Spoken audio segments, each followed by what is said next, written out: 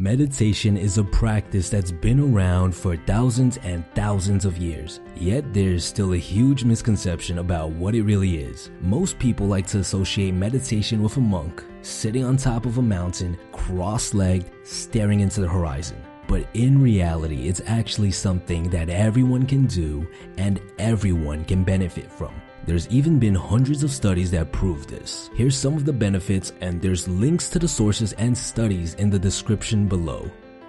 To understand what meditation really is, we have to look at our own lives first. There's something that we're doing every single day for the majority of the day. We're thinking. We're always thinking.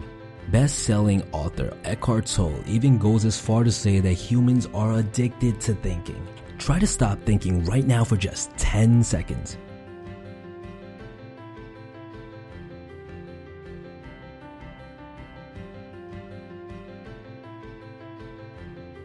Chances are, unless you've been practicing meditation for a while, you had at least a couple of thoughts pop into your mind during this brief period of time. You might say, well, thinking isn't a bad thing, it's good. We need to think in order to survive, don't we? Well, that's true, but only to some extent. If you really sit down and take a look at it, the large majority of your thinking isn't as useful as you think it is. A lot of it is actually quite negative.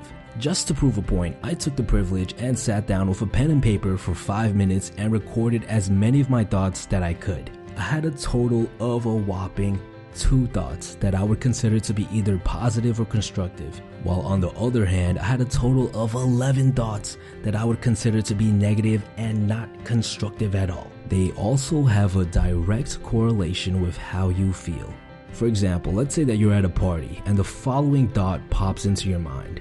What am I doing with my hands? I should be talking to people. Am I being awkward? And all of a sudden, you're feeling anxious. Another example. Let's say that you're on the train and somebody steps on your shoe by accident. You start thinking, he didn't even say sorry. How dare he? What an asshole. And all of a sudden, you're feeling angry. So we know that we think a lot. And we also know that most of our thoughts are either negative or not constructive. And finally, we know that our thoughts can affect how we feel. So you can see how we came to the conclusion that thinking too much might just make you feel crappy sometimes. Now, what does thinking have to do with meditation? Well, there's hundreds of different ways that you can meditate. There's breathing meditation, there's mantra meditation, there's guided meditation, just to name a few. But all of them do one thing in common.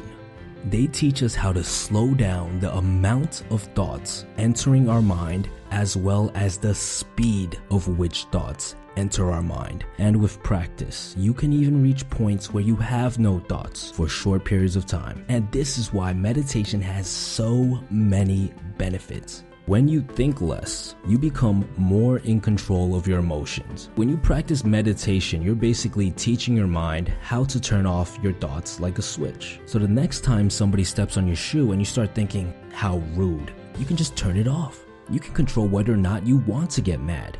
On top of that, when you think less, you start spending less time in your head and more time outside. And you start noticing things. Trees are brighter, the birds are beautiful, you'll notice flowers on the floor. You'll become less involved with your thoughts and more involved with the real world. And that is the beauty of meditation.